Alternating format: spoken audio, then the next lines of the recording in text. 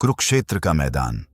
पिछले एपिसोड को जारी रखते हुए अब हम जानेंगे कर्म क्या है, अकर्म क्या है और विकर्म क्या है।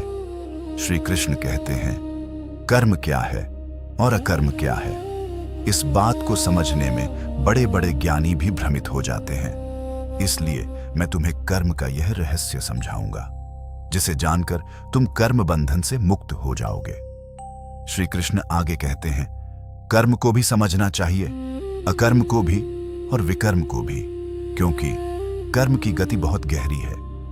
अब यहां समझ लो कि कर्म मतलब है सही काम, अकर्म मतलब काम करते हुए भी बंधन न बनना, और विकर्म मतलब गलत काम जो इंसान को और ज्यादा बंधन में डाल दे।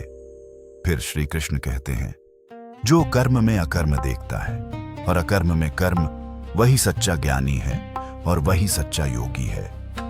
जिस व्यक्ति के सभी कर्म इच्छा और संकल्प से रहित होते हैं, जिसके कर्म ज्ञान की अग्नि में जल चुके हैं, वही सच्चा पंडित है। जो व्यक्ति कर्म के फल की आसक्ति छोड़ देता है, जो अपने आप में ही संतुष्ट रहता है, वह कर्म करता है लेकिन उससे बंधता नहीं। जिसने अपनी इंद्रियों और मन को जीत लिया है, जिसने भोगों का त्याग कर दिया है, वह केवल अपने कर्तव्य के रूप में कर्म करता है और फिर भी किसी पाप या बंधन में नहीं बंधता। जो बिना इच्छा के अपने आप प्राप्त हुए में संतुष्ट रहता है, जो द्वंद्वों से ऊपर उठ चुका है, जिसमें ईर्ष्या नहीं है, वह सफलता और असफलता में समान रहता है और कर्म करता हुआ भी बंधता नहीं। जिसकी आसक्ति खत्म हो चुकी है, जो ज्ञान में स्थित है, जो हर कर्म को यज्ञ समझकर करता है, उसके सभी कर्म पूरी तरह समाप्त हो जाते हैं। श्री कृष्ण कहते हैं जिस यज्ञ में सब कुछ ब्रह्म ही है, अर्पण भी, हवन भी और अग्नि भी, वह योगी अंत में ब्रह्म को ही प्राप्त होता है।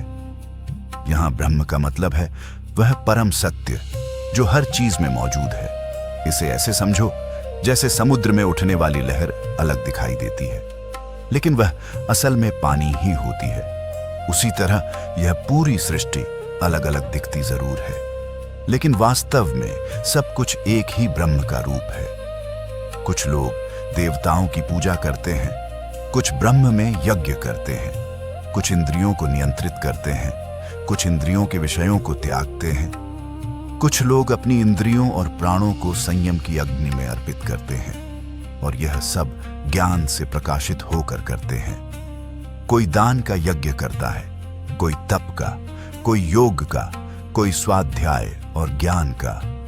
कुछ लोग प्राण और अपान को नियंत्रित करते हैं, प्राणायाम करते हैं और अपने आहार को भी नियंत्रित रखते हैं। ये सभी अपने पापों को यज्ञ द्वारा नष्ट करते हैं।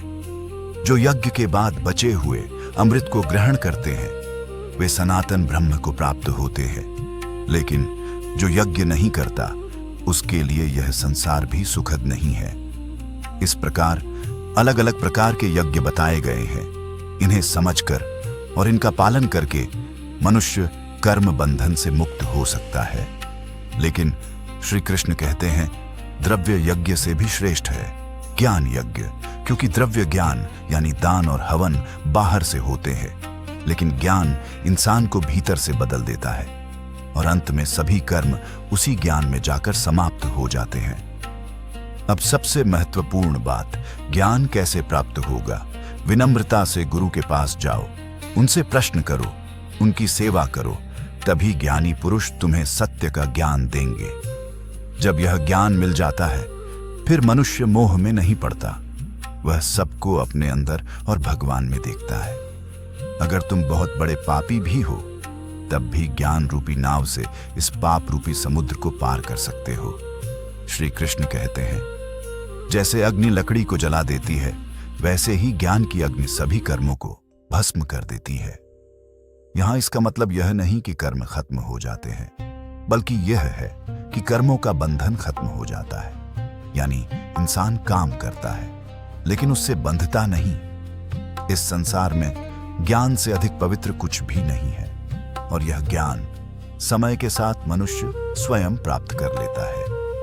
श्रद्धा रखने वाला और इंद्रियों को नियंत्रित करने वाला व्यक्ति ही ज्ञान प्राप्त करता है, और ज्ञान मिलते ही उसे परम शांति मिलती है। लेकिन जो संशय में रहता है, जिसमें श्रद्धा नहीं होती, वह न इस संसार में सुख पाता है, न ही आगे। जो व्यक्ति अपने सभी कर्म भगवान को अर्पित कर देता है और अपने संशय को खत्म कर देता है, उसे कर्म कभी नहीं बांधते। इसलिए हे अर्जुन, अपने हृदय में बसे इस संशय को ज्ञान की तलवार से काट और उठ, अपने कर्तव्य के लिए खड़ा हो जा।